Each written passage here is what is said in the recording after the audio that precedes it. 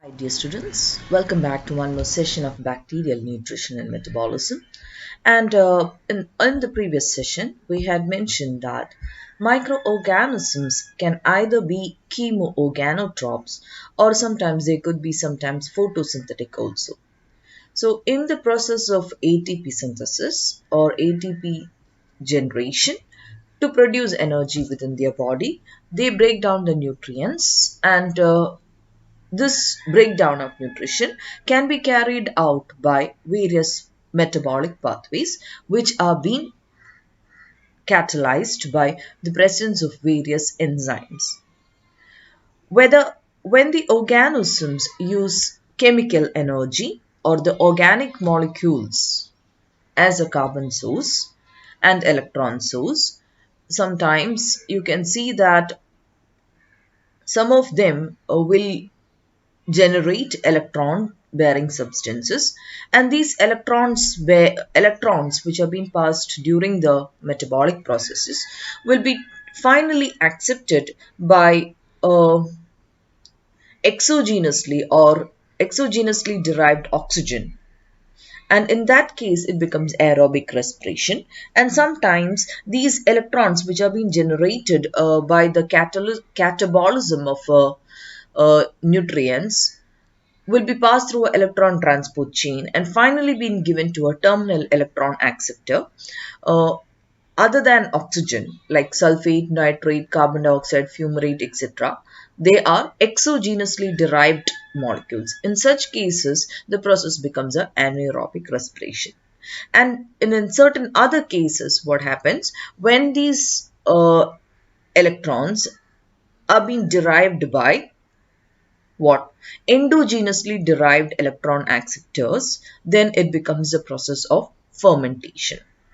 So whatever be the process which we have, like whatever nutrients we take, the ultimately most simplest form of the nutrient is a polysaccharide, and moreover, or its precursors. So let whatever you take a protein or you take a phospholipid, it can be broken down into smaller particles which are either precursors or substituents of the carbohydrate breaking pathway or the carbohydrate catabolic pathway. So our main study will be concentrating on the what? Carbohydrate glycolytic pathways or the carbohydrate breaking down pathways. So in the first one among these, so I will be concentrating on these middle set of pathways. So let's move on to the what are the pathways among them. We all know if you take a glucose is converted into pyruvate by a pathway that is called the glycolytic pathway. And after that, this pyruvate is converted into acetyl coenzyme A by an intermediate mechanism, and acetyl coenzyme A enters into the Krebs cycle or the tricarboxylic cycle, resulting in the formation of oxaloacetate, lots of intermediates, and in between carbon dioxide has been liberated. ATP is liberated, NADH2, FADH2, and all that has been liberated. And you can see that though ATP synthesis has been happening over here, the molecules such as NADH2, FADH2, and NADH and all that, they also have to derive energy. So the electrons associated with this will pass through a next chain called the electron transport chain, and it is during that we get an electron transport chain, and finally it is being given to the terminal electron acceptor, and that will also derive us energy in the form of ATP. So we are starting right now the metabolism with the glycolytic pathways. The first and the most important glycolytic pathway is the Emdan-Mayhof pathway, and you can see that this is one of the three pathways used to catabolize glucose to pyruvate in the case of bacteria. In the case of eukaryotes, we only have this one single pathway where glucose is converted into glucose 6-phosphate, then fructose 6-phosphate, and thereon, and ultimately we get pyruvate. But in the case of bacteria, there are three main mechanisms by which glucose can be converted into pyruvate. So firstly, let's talk about the Emdan-Mayhof pathway. In this, first glucose is converted into glucose 6-phosphate by the breakdown of ATP, and here glucose 6-phosphate, it's an enzyme called the hexokinase which is acting over here. And after that, glucose 6-phosphate is converted into fructose 6-phosphate. Here what happens, it is a isomerase reaction which has been happening. So it is a enzyme isomerase is acting over here. The isomerization of glucose phosphate is happening.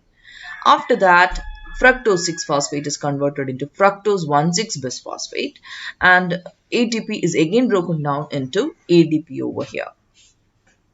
And after that, fructose 1,6-phosphate is again converted into 2 molecules of glyceraldehyde 3-phosphate. Okay, now because this is a 6 carbon, it is converted into 3 plus 3. That is two different, it becomes a 3 carbon phase by the breakdown of fructose 1,6-phosphate into glyceraldehyde 3-phosphate. See, in this case, you can either form glyceraldehyde 3-phosphate and dihydroxyacetone phosphate. And dihydroxyacetone phosphate can be in turn converted into glyceraldehyde 3-phosphate. That's why I told you that 2 molecules of glyceraldehyde 3-phosphate are being formed over here. Now, each glyceraldehyde 3-phosphate can be converted into 1,3-bisphosphoglycerate, and NAD is converted into NADH2. In the next step, what happens? 1,3-bisphosphoglycerate is being converted into 3-phosphoglycerate. And you can see that here right now, what happens? ATP synthesis is being carried out. And this ATP synthesis is being carried out by a substrate level phosphorylation. That is, from the substrate, what happens? An inorganic phosphate is being given to ADP, and it is being formed, it is resulting in the formation of a ATP molecule. So that is called a substrate level phosphorylation. And since we know that there are two sides, like you have 2 glyceraldehyde 3-phosphates formed earlier, 2 molecules of ATP are being formed over here. So you have 2 molecules of 3-phosphoglycerate are being formed, as well as 2 molecules of ATP are also being formed over there.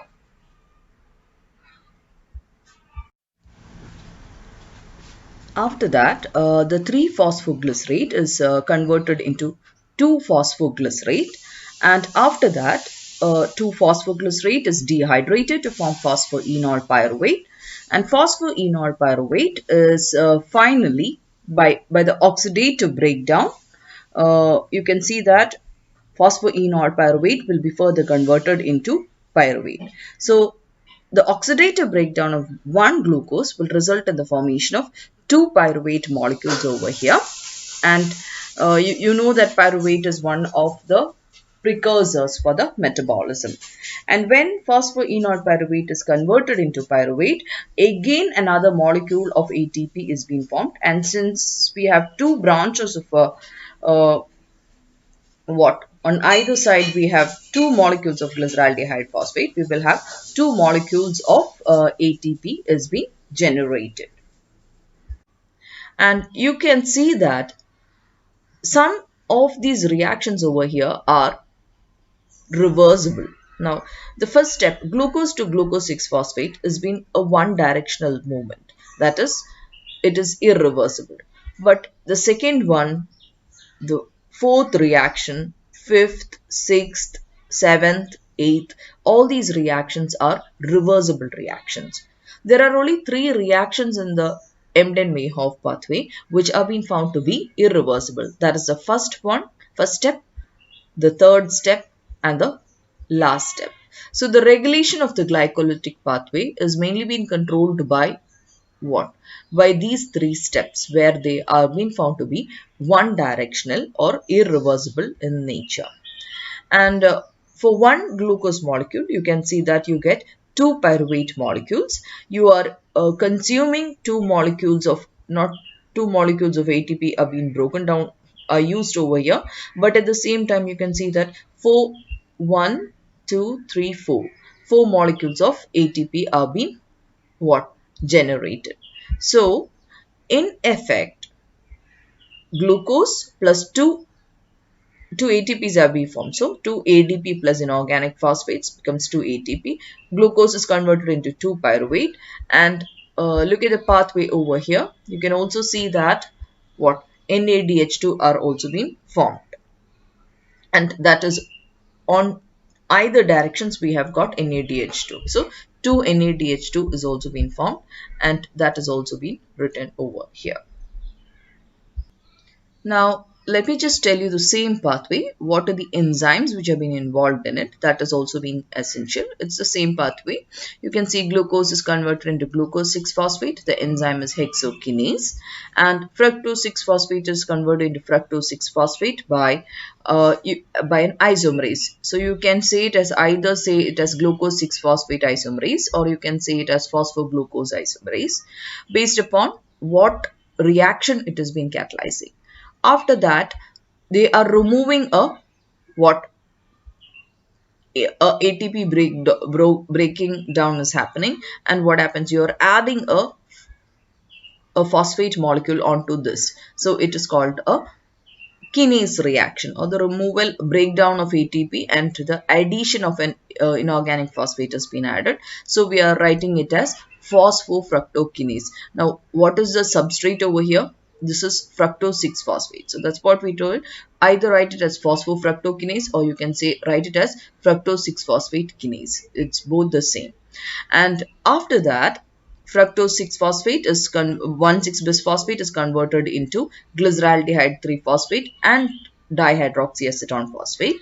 And as I told you over here, this reaction is mainly being carried out by an enzyme called aldolase, and dihydroxyacetone phosphate can also be converted into glyceraldehyde 3-phosphate with the help of the enzyme called the triose phosphate isomerase. Then here, just look, it is getting dehydrated, and that hydrogen is being given to NADH, so NAD plus. So it's a dehydrogenase reaction. So what is the substrate over here? The glyceraldehyde 3-phosphate. You write the enzyme as glyceraldehyde 3-phosphate dehydrogenase. After that, the product is 1,3-bisphosphoglycerate. And here what happens, ATP generation or the movement of a phosphate molecule is been happening over here. So it is a kinase reaction. So it becomes a phosphoglycerate kinase. The substrate is phosphoglycerate. So we write it as phosphoglycerate kinase. And that has been further converted into 3-phosphoglycerate. And 3-phosphoglycerate is converted into 2-phosphoglycerate. This is a mutase enzyme. Because the shuffling of the phosphate moiety is happening from the 3 carbon to the 2 carbon. So it is a mutase.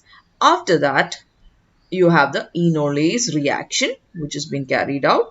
And after the enolase reaction, what happens? You have a kinase reaction. So the pyruvate kinase.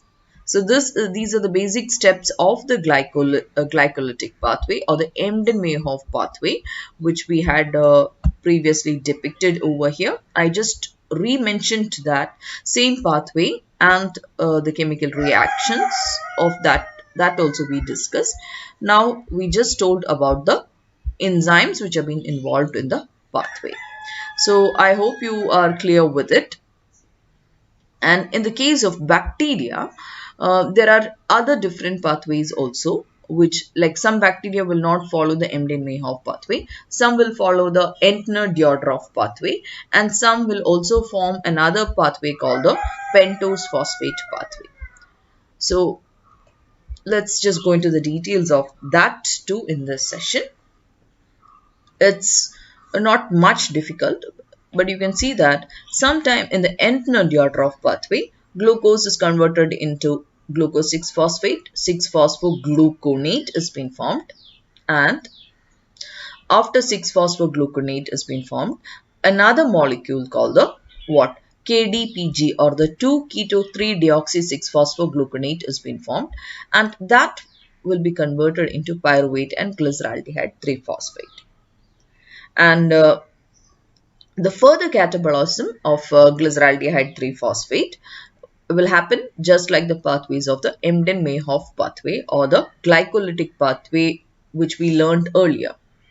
So in organisms, you can see that some microorganisms follow the Entner-Diotroff pathway. Okay. In the case of bacteria like Pseudomonas, Rhizobium, Acetobacter, and Agrobacterium, and few other gram-negative bacteria also, you can see that this Entner-Diotroff pathway is the one which has been followed instead of the Emdan-Mayhof pathway. And the difference between the Emdan-Mayhof pathway and the Entner-Diotroff pathway is after glucose 6-phosphate has been formed, it becomes 6-phosphogluconate by a dehydrogenation reaction, and after that a major component called the third component here is KDPG. That is just it's easy to remember, 2 keto, 3 deoxy. Okay, then 2 into 3 becomes 6-phosphogluconate. I just told you a code to remember that. So after the KDPG has been formed, it has been broken down again to glyceraldehyde 3-phosphate, which further goes through the other common pathways of the Emdan-Mayhof pathway. Now, the next type of glycolytic mechanism which can be carried out by certain other bacteria are called the pentose phosphate pathway. This pentose phosphate pathway is mainly because pentose sugars are being formed during the breakdown of glucose. Let's see the pathway. Glucose is converted into glucose 6-phosphate, and glucose 6-phosphate is further converted into 6-phosphogluconate. See, now we have got here glucose 6-phosphate, 6-phosphogluconate. That is common. After that, 6-phosphogluconate is converted into a 5-carbon sugar. You just remember glucose is a 6-carbon, and here it is what is it? You are removing one molecule of carbon dioxide. Here we have taken 3 molecules of glucose. That's why 3 carbon dioxide is written over here. And it results in the formation of 3-ribulose 5-phosphate, which is a 5-carbon compound. And among these 3 molecules of ribulose 5-phosphate molecule, they will undergo splitting and they will result in the formation of ribose phosphate and cellulose 5-phosphate and a xylulose 5-phosphate. It's after that is they have been converted into a 5-carbon compound itself. It's an isomerase type reaction what is happening over here. And after that, ribose phosphate and xylulose 5-phosphate combines together and a transketolase reaction will happen, and it will form a 3-carbon and a 7-carbon. So you have a 5-carbon here and a 5-carbon over here. These are isomers in fact. And they will undergo transketolase reaction to form glyceraldehyde 3-phosphate, which is a 3-carbon, and pseudoheptulose 7-phosphate. That will again undergo transaldolase reaction to form a 6-carbon and a 4-carbon reaction compounds, that is fructose 6-phosphate and a erythrose 4-phosphate. And fructose 6-phosphate will be converted into here, that is the glucose 6-phosphate by an isomerase, and the erythrose 4-phosphate and the xylulose 5-phosphate over here again undergoes a what happens transketolase reaction, and it will form fructose 6-phosphate and glyceraldehyde 3-phosphate. The fructose 6-phosphate will go to the Emdan-Mayhof pathway as normal. Like it will be converted into not Emdan-Mayhof pathway, it will go converted into the glucose 6-phosphate.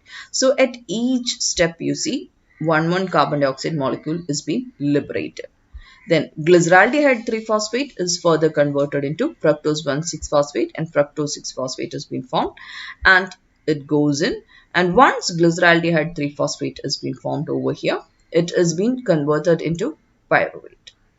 So the catabolism of 3 glucose 6-phosphate molecules results in the formation of 2 fructose 6-phosphates, a glyceraldehyde 3-phosphate, and 3 molecules are being traced.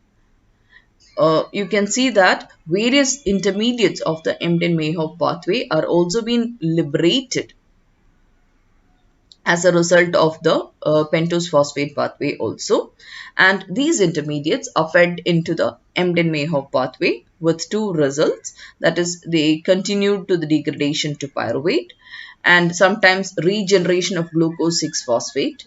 When you have to get, now sometimes when you have to get glucose, they might either get a gluconeogenesis. Gluconeogenesis is the generation of glucose. That is what is happening here. Fructose 6-phosphate is converted into glucose 6-phosphate. That is a gluconeogenesis pathway. And the pentose phosphate pathway, it plays a major role in generating NADPH and various other precursor molecules for the biosynthesis. And the sugar transformations are being indicated with a blue arrow over here. So you can notice that when you take, you're having a 6 carbon. 6 carbon is converted into what? 5 carbon. So you are getting, I told you that always the breaking down of these glucose molecules are the ones which will liberate energy. Even if you get NADPH and NADPH and NADH and all during the reactions, all that also will help us further to generate energy, because when they pass through the electron transport chain, they will ultimately liberate to you what? Energy. So the 6 carbon is converted into 5 carbon, and after that, but we are taking here 6 carbon compounds, which is converted into 3 5 carbon compounds, and they undergo regeneration in the pentose phosphate pathway, and ultimately you will get pyruvate, and at each step different carbon dioxide molecules are being liberated. So I guess you got an idea about the metabolism of glucose to pyruvate in the case of bacteria.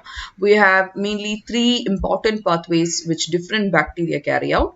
First is the Emdan-Mayhof pathway, which is common for us too. That is for we eukaryotes also, we use the Emdan-Mayhof pathway.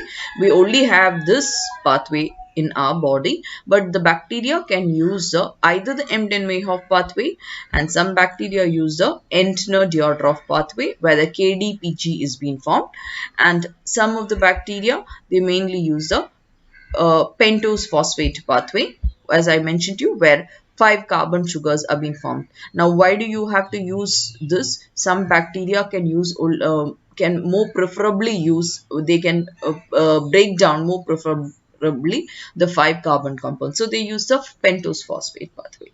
So it is in fact an adaptation for the bacteria to use different types of substrate molecules. Even if it is a 5 carbon compound or a 6 carbon compound, they have different mechanisms to contribute to the breakdown of glucose and form the pyruvate.